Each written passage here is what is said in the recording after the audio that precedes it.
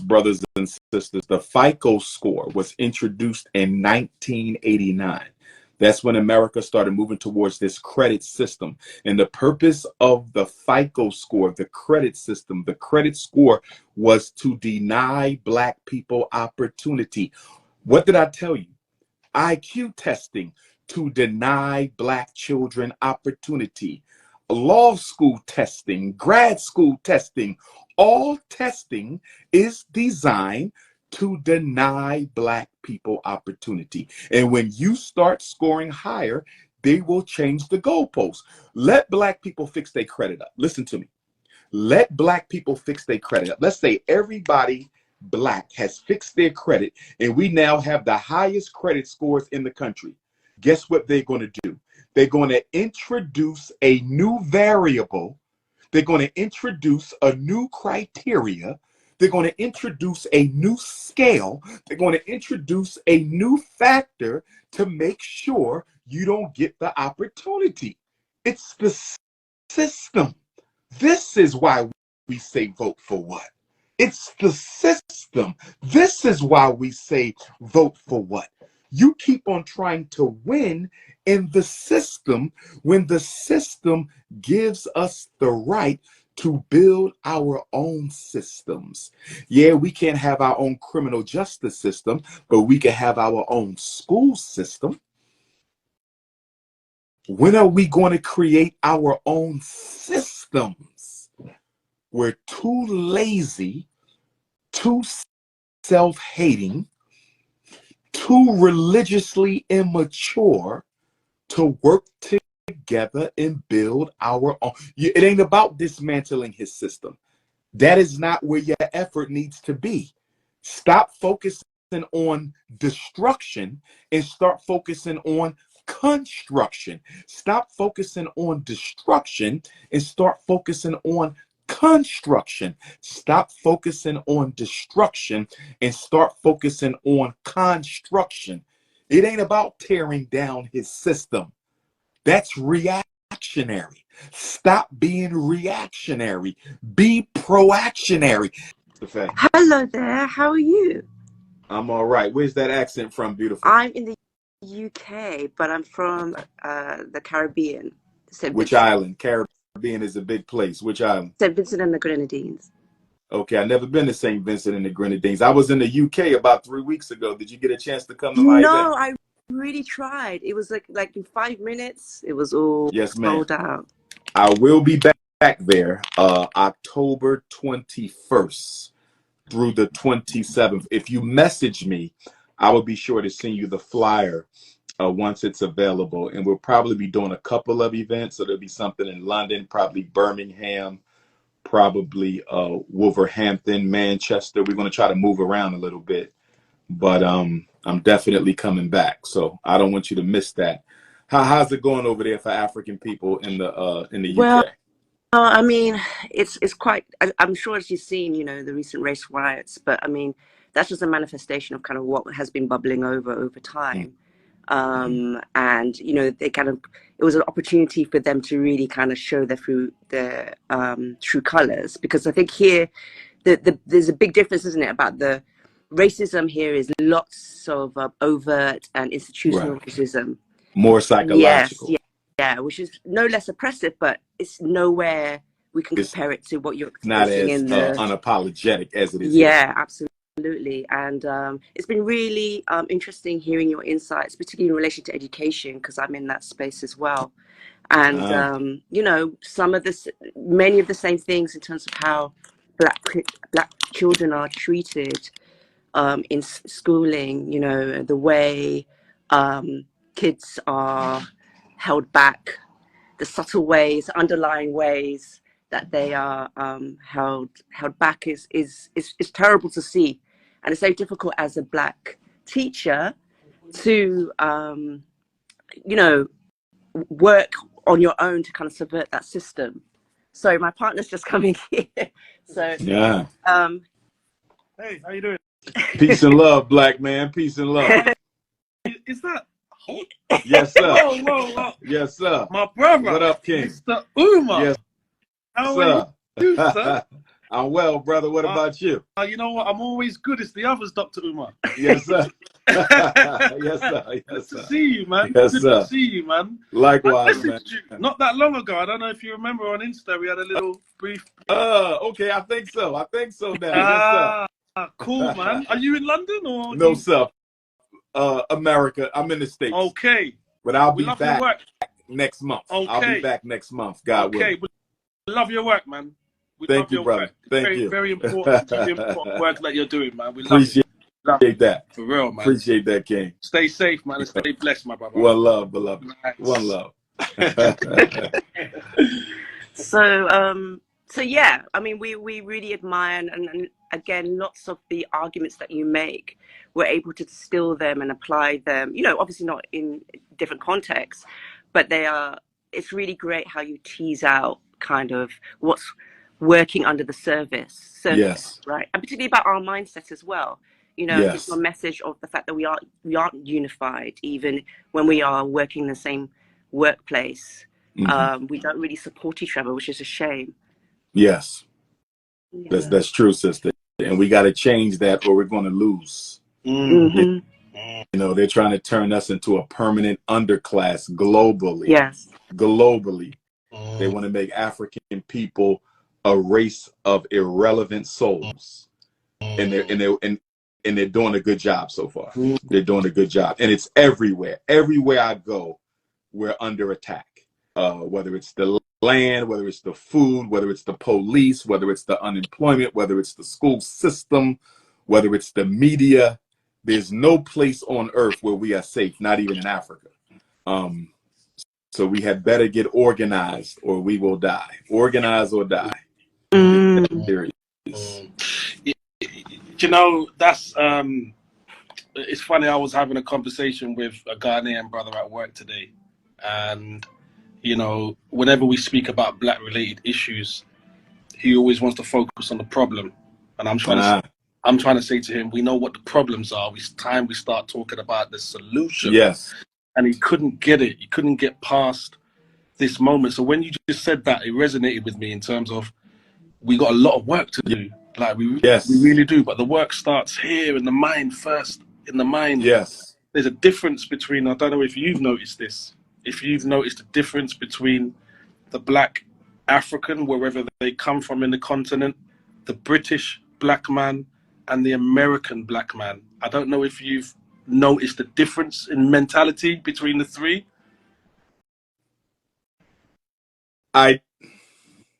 There are some, but overall, I think the mental condition of the African man globally, I think we have more in common, even in terms of our problems, than we do differences. I think we're far more alike in problem and in solution than we are different. So as I travel, what I find is the brothers and sisters tend to exaggerate how different they are from other groups of Africans. So like, even if I'm in the Caribbean, the brother and sister in St. Croix will try to get me to see how different it is from Jamaica. In Jamaica, they want me to see how different it is from Cuba. In Cuba, they want me to, you know, even in America, you know, California, we're so different from the problems or London is so different from Paris. And I'm like, I done been everywhere. It might look a little different. It might wear a slightly different outfit. But at the end of the day, I see the consistent threads running through them all. So that doesn't mean we cannot engineer our solutions to fit that particular group. We should.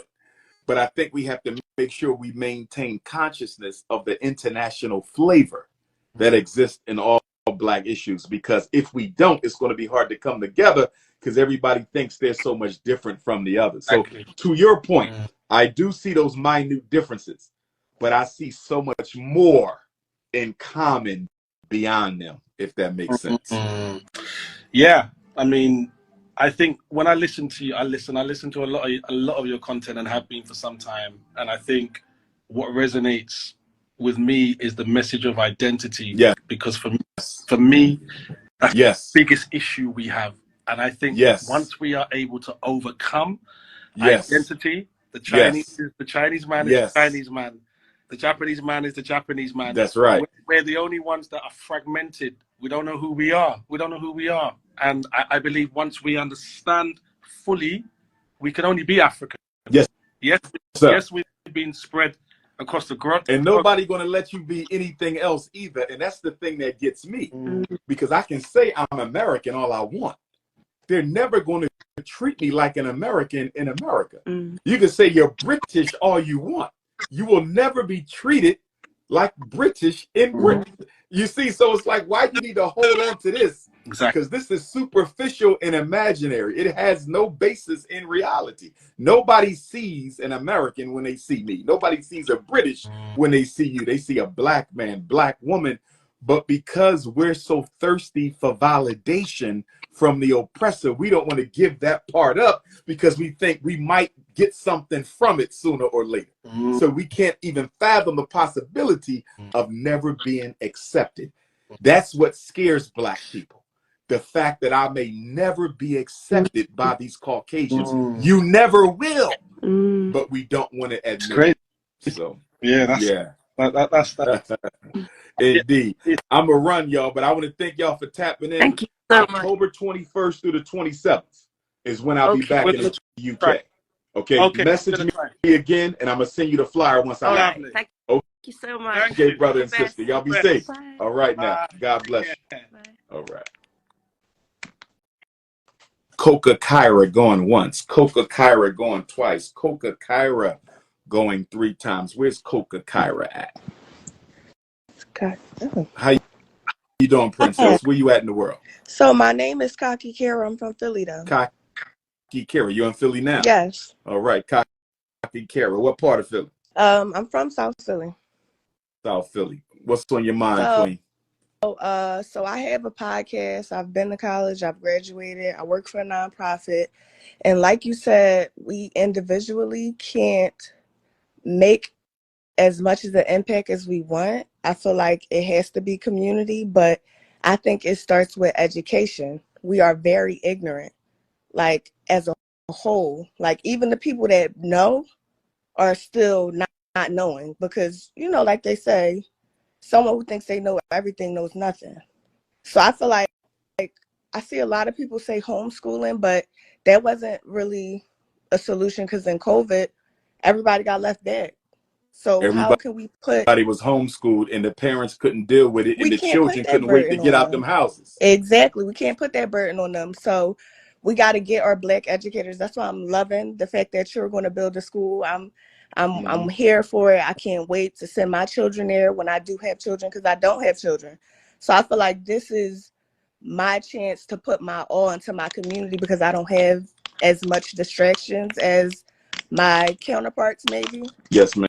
So my question to you is, okay, since we're talking about solutions, my podcast, I have a segment where I say, what Black and brown businesses have you supported? Why are you saying Black and brown? Because like you said, we are so used to including everybody that has this skin because we are minorities and we think that we're stronger together than separate. But honestly, we need to focus on our community because like you said, it's never been a time where it was just us. So why do you keep saying brown? Because that's something that I'm just now, you know what I'm saying?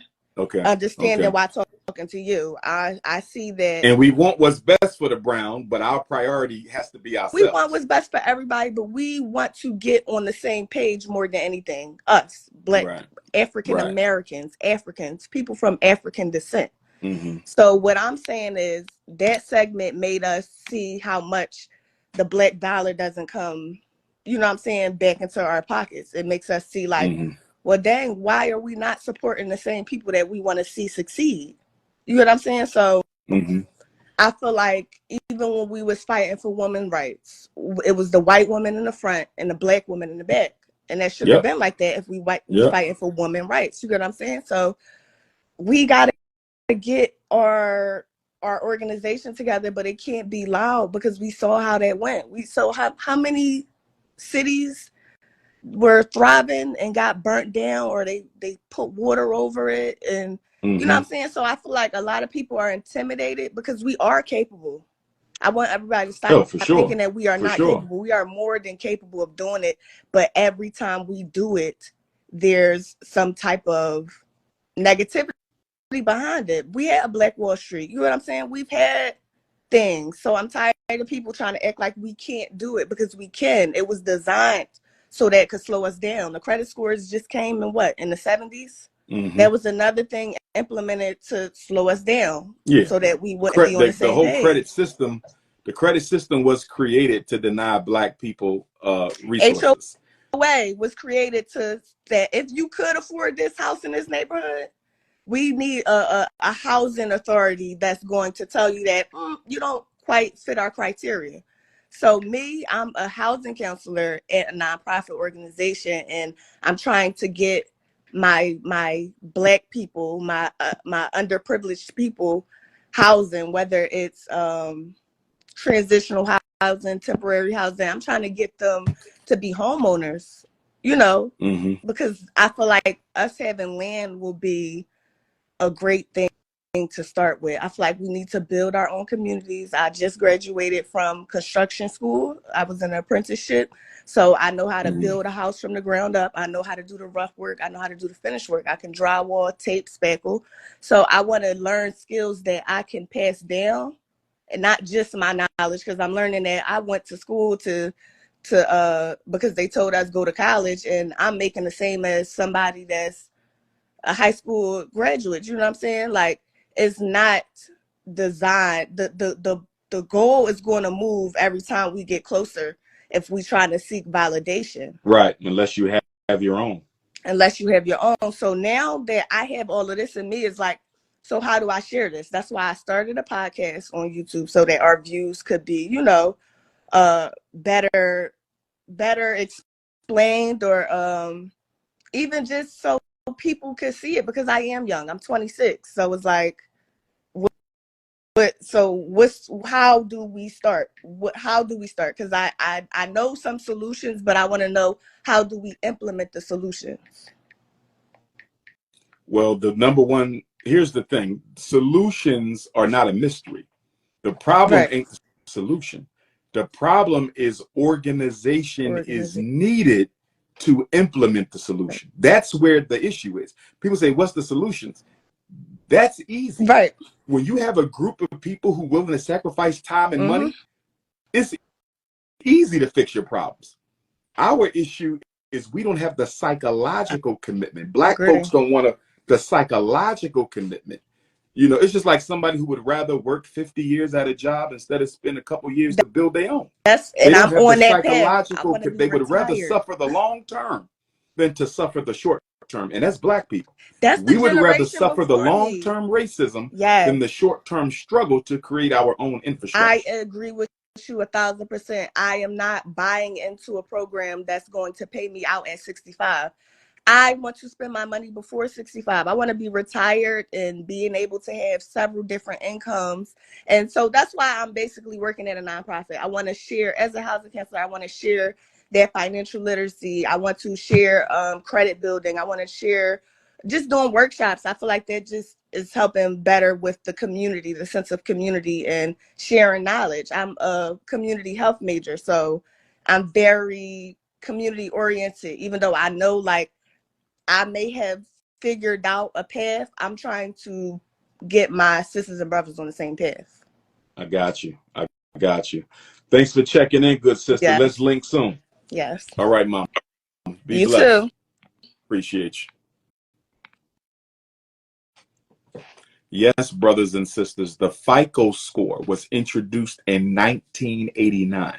That's when America started moving towards this credit system. And the purpose of the FICO score, the credit system, the credit score, was to deny Black people opportunity.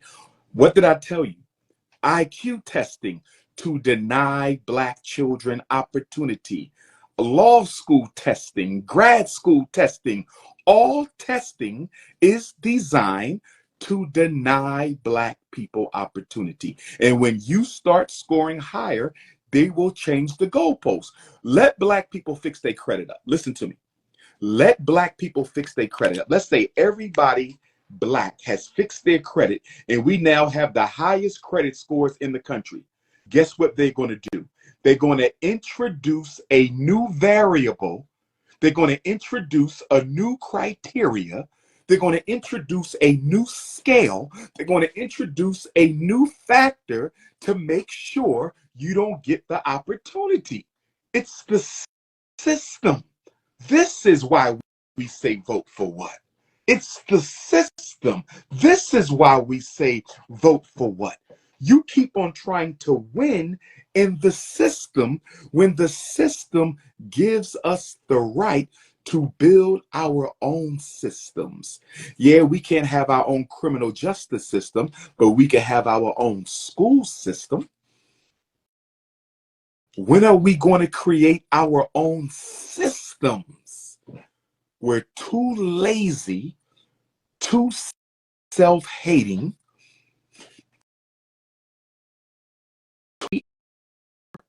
to work together and build our own. It ain't about dismantling his system. That is not where your effort needs to be.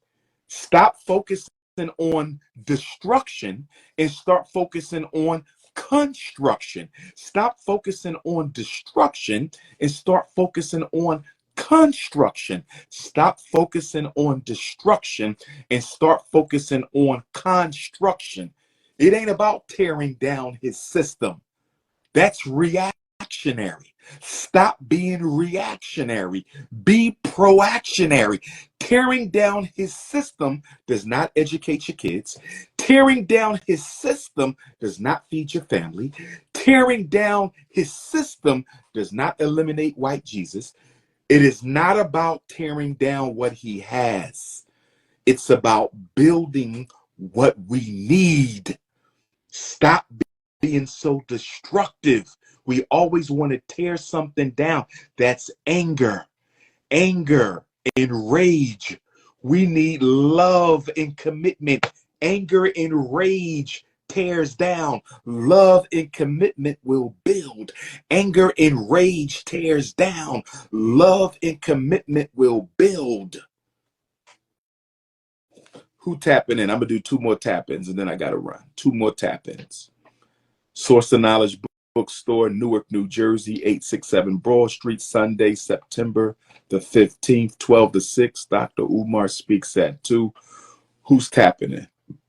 The relationship between immigrant Africans and American Africans in the United States. What is your opinion on the relationship? A lot of American Africans say that when the immigrant African brothers and sisters come here, they can be rude, dismissive, arrogant, condescending, and some immigrant Africans say that the American Africans can be rude and condescending.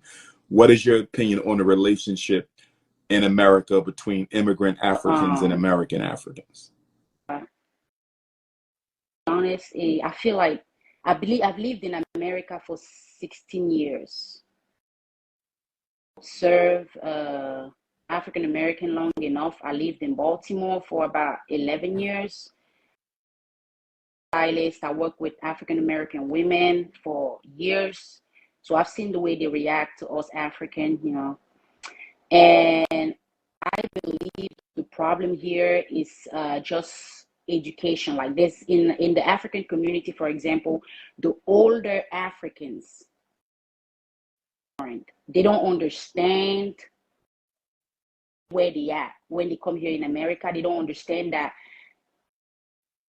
to drive a car, get a job that they make because of the struggle of the African American community. They see themselves as separated from the African American community because African culture is very different from African American culture. So African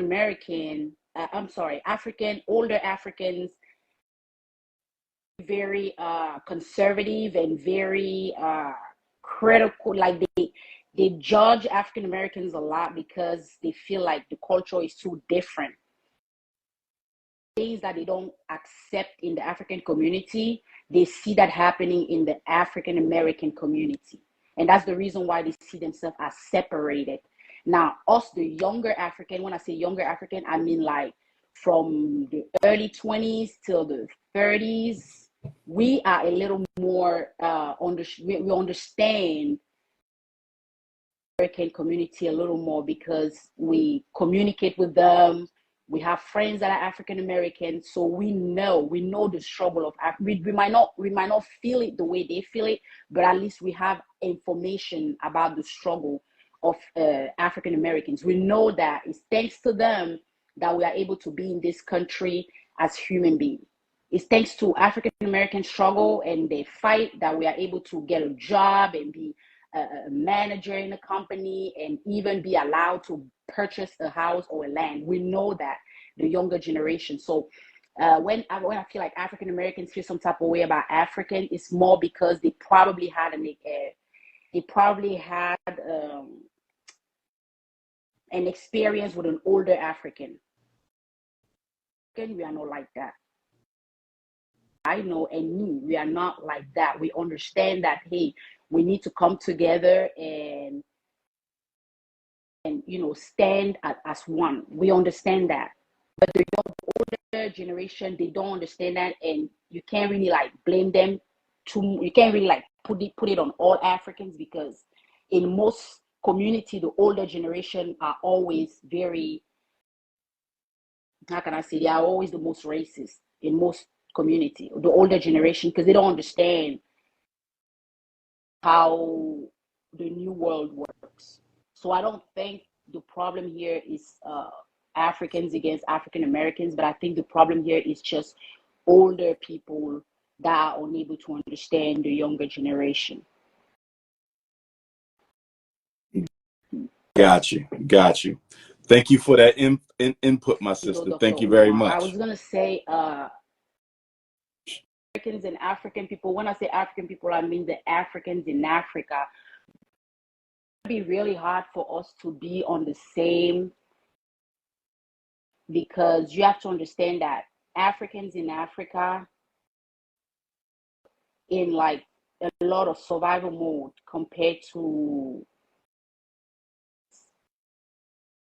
focus on eating and surviving and meeting their basic needs for the most part.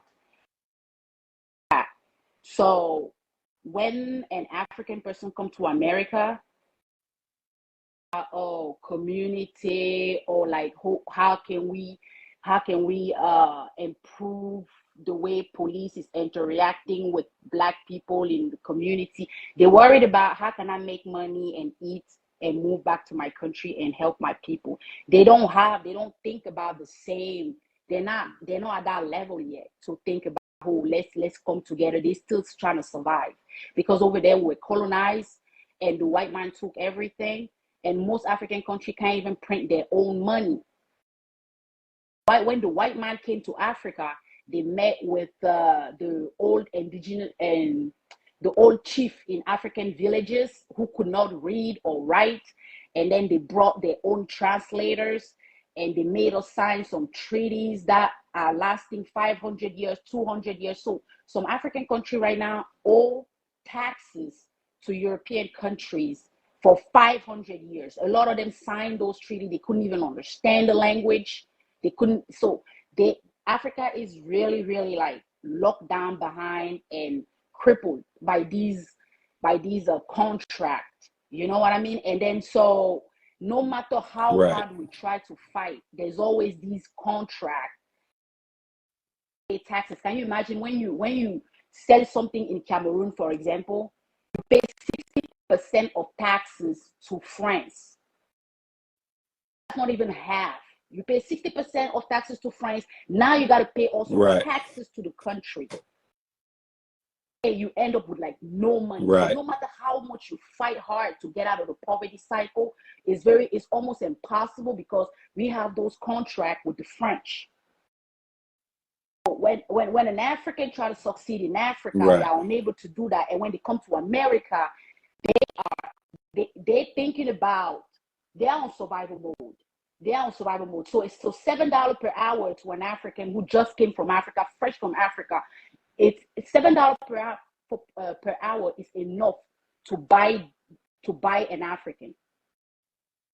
Per hour is enough to buy an African, and that's the reason why it's going to be really hard for Africans at the same level. Why? Because we're still way behind. Then if you think African Americans are behind, Africans are way behind, even way more behind than African Americans. And they did that on purpose because they know that if Africa ever rise up, like all the blacks around the world, all the blacks. I'm with you. You preaching, mama. You preaching. Go ahead and give me your closeout statement. I want to get a few more folks on here, but I agree with what you're saying. You on point. Push away these hate between Africans and African American. And if you ever have a bad experience with an African as an African American, or if you ever have a bad experience as an African, if you ever have a bad experience as an African American with an African, or you ever have a bad experience as an African with an African American, just consider that to the wrong person. You know, like the real Africans know, that we all share the same struggle. Target. They want to keep all of us down, because if an African person rise up, they know other black people are going to rise up. So we're all in the same boat, and we know that. The real Africans know that.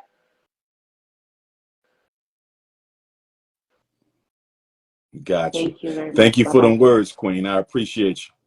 All right, Mom.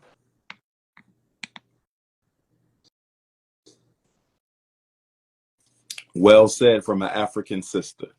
Well said from my Cameroonian African sister. So that shows you right there, you got African brothers and sisters from the continent here in America who sees themselves as part of the family. That's why it's Pan-Africanism, a perish, unify or die. One race, one kingdom, one family, brothers and sisters. RBG forever. The only flag you need is the red, black, and green flag. The only flag you need is the red, black, and green flag. The only flag you need is the red, black, and green. Hello, Dr. Umar. Well, I can't see your face. Y'all gonna stop with these pictures. Where you at? I want to see you. You can hear me? I want to see you. I can hear you. Well, I need to see you. You can't see me because my camera is broke right now. I'm not gonna lie. Everybody my camera is got a broke camera, huh? Everybody got a broke camera. You can see me on my YouTube channel, on my podcast, where you and all of that. Based at? I'm based in Detroit, Michigan. Detroit. Talk to me, princess. So, I agree with most of the things she was saying, but I see a lot of confused folks in the comments here saying, oh, we don't like Africans and us African Americans don't like you guys back. No. The thing is, well, I'm speaking from my personal experiences. How I look at it is, you guys come to this country and of course looking for extra resources and like, oh, you guys have better opportunities here, when you guys can actually gather around yourselves in your own country, in your own African country, although we're all one at the end of the day. But the problem is, when you guys come here, they're going to automatically bless you guys way before they bless us. They're going to approve you guys for loans before they approve us for loans. And so you guys say, oh, we're more further behind than you guys. It creates more problems when all you could have did was really stay in your community, in your own country, gather around, create unity there, and then build from that. You can go from that. You guys can do the same thing you guys claim to do here in this country in your own Black country. And that'll make it way more, I feel like that'll make people around the world take us very serious, because it's just all it's just all a mess. It's all a mess. Everybody is going against the immigrants now, and it's not that we want to do that, but you guys are taking resources that don't need to be, it don't need to be like that. It don't need to be. Let me ask you a question, Queen. Let me ask you a question. Yes. According to some of the statistics I've seen recently, there are approximately 3 million African immigrants in the United States. 3 million. Joe Biden and Kamala Harris brought in 10 million migrants in 4 years. Or should I say most of them have come in 4 years. Most of those migrants were not African people. So my question is, why do we have so much smoke for the African immigrants, but they are at the bottom of the list when it comes to those who have robbed us the most? In other words, I don't see that type of smoke for the Latin American migrants that are being brought here. I don't see that kind of smoke for the rainbow gang that has appropriated so much of the civil rights struggles of our ancestors for personal gain. I don't see that smoke for the feminists. I don't see that smoke for the Arabs, the East Indians, the Latinos, the Chinese.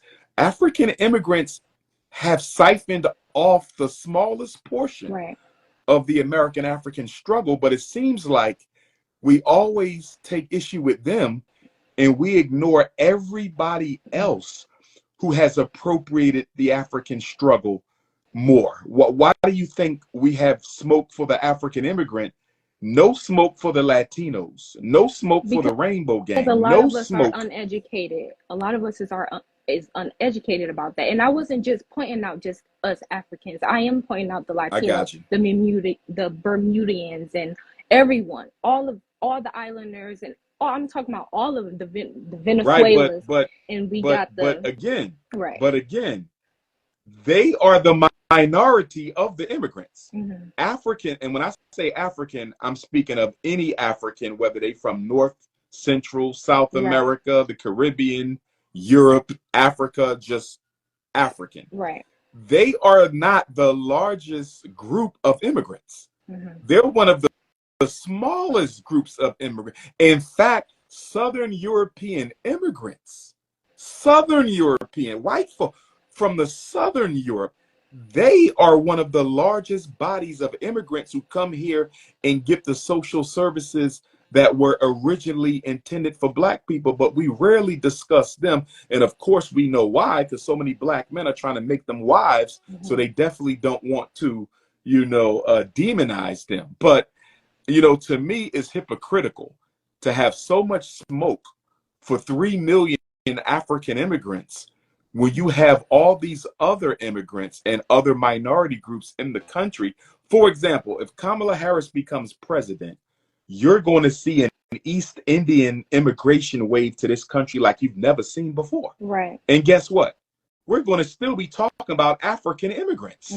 Why are you talking about homosexuals have taken way more from us? Latinos have taken way more from us. You see, the Ukrainians, the Afghani refugees, these Latin migrants have taken way more from Black people than the African immigrants. And I just think that if you want to be critical of them, shouldn't criticism be equally distributed? I believe the African immigrants get way more criticism than they are entitled to. And then you have other groups, we won't even mention the homosexuals. We won't even mention the Latino. These are the groups that have taken more from the African-American struggle, but we will go right back to African immigrants and make them a scapegoat, for siphoning off of services and benefits from Black people that they have not taken advantage of as much as other people because their numbers are not as great as other people. And then the other point to that, and not to say that this is you per se, Queen, here's my biggest issue with people, Blacks, who always want to blame African immigrants. And don't get me wrong, I know some nasty African immigrants who can't stand Black people, want nothing to do with us, absolutely in love with Caucasians. Just because I'm a Pan-Africanist, I am not blind that you have Negropeans, you got Africa, you got all kind of stuff. You see, so I see clearly. Believe me, I see it, but it's not most of them.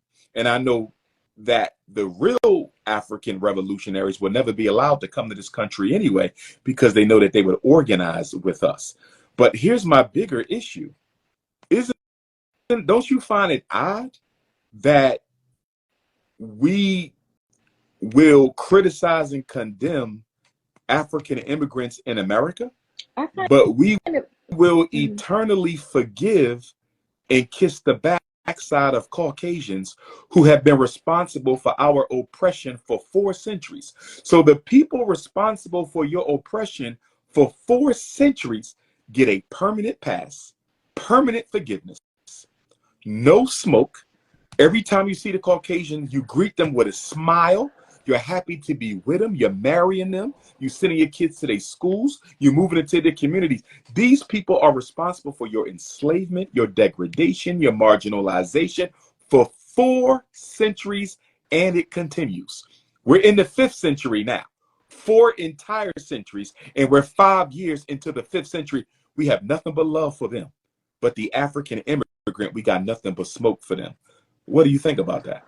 I agree that a lot of people do take their anger out on the Africans, the Black Africans that come here and don't have as much smoke for white people that have put us in oppression and is the reason and the cause of so much mental health issues that we all deal with. We all deal with it, actually. But my thing is, I'm not just specifically having smoke with them. I'm just saying a lot of them do come here and forget the actual goal that we all need to be doing. Like, don't be accepting all their free funds, all this stuff. Or if you do, make sure that you're putting it back into our communities. Don't go and, like the young lady just, you know, the Cameroon sister who were just on, she was just stating that, you know, everybody will come to this country and then go back and then spend their money elsewhere and take it back elsewhere and build. And it's like, then we're not going to have as much here left, you know? Let me ask you a question. Yeah.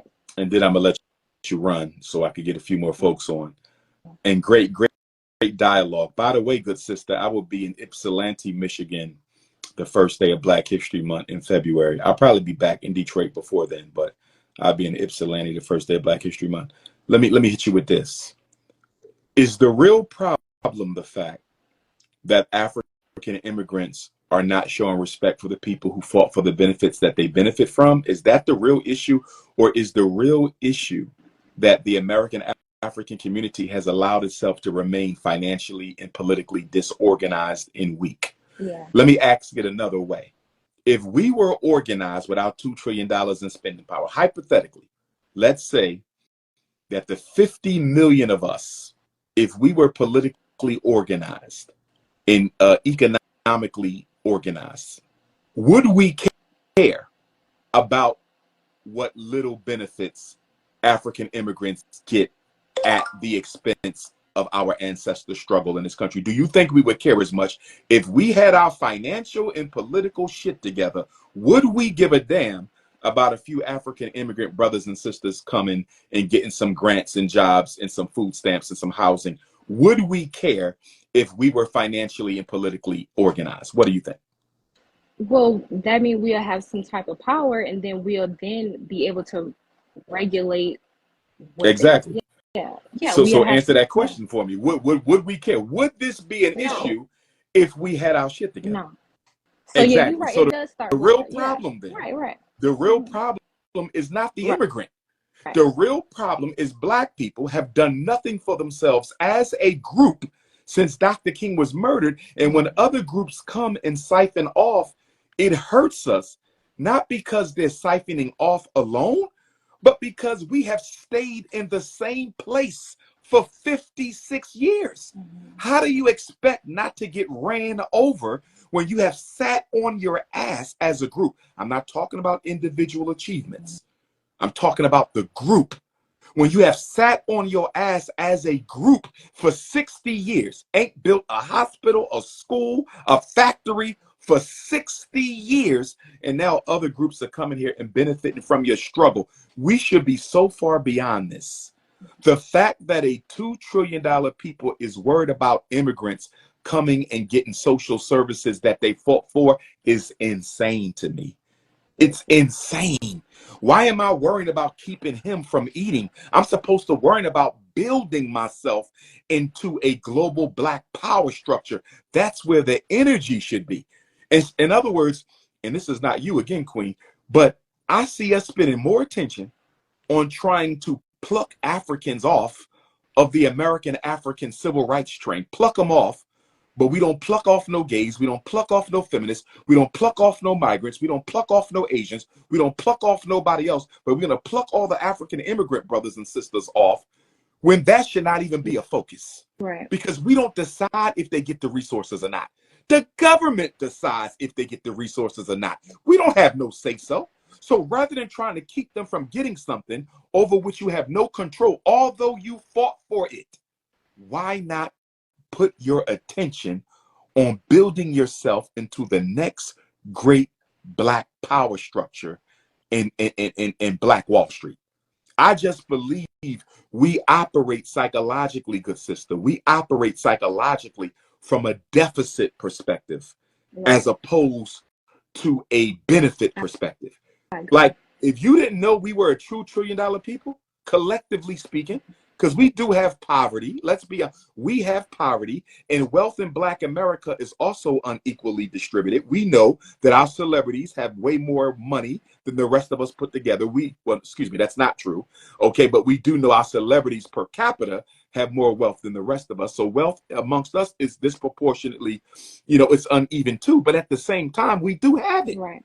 We do have, there's everyday sacrifices we could make and put that money elsewhere. We don't need to have the most expensive clothes. Black women don't need to spend all that money on their hair. Black men don't need to be buying all these Air Jordans and fashionable clothes. We don't need to keep doing all these cruises and vacations. And like, there's enough disposable income that we could redirect into some positive investments if we gave a damn. Right. And I'm just tired of hearing about what the immigrants are taking.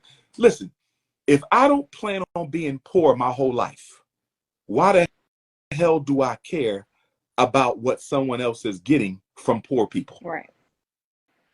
If I don't plan on being in the projects forever, why do I care there's other people moving into my project? Mm-hmm.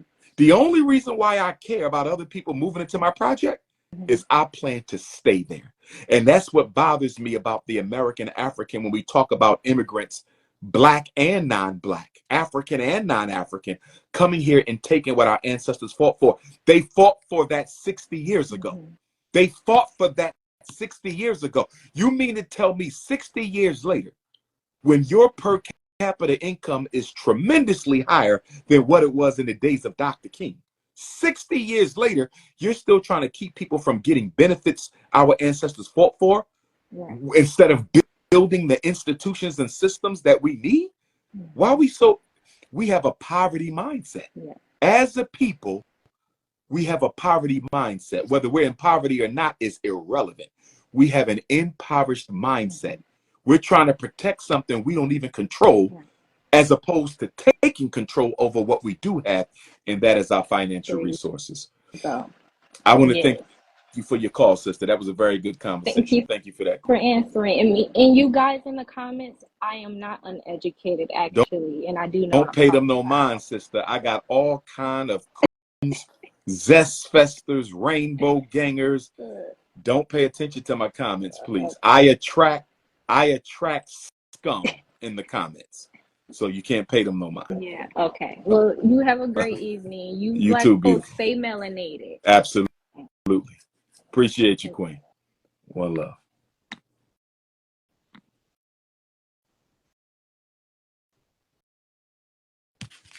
Make sure y'all hit the Cash App, $FDMG School. Make sure y'all hit the Cash App, $FDMG School.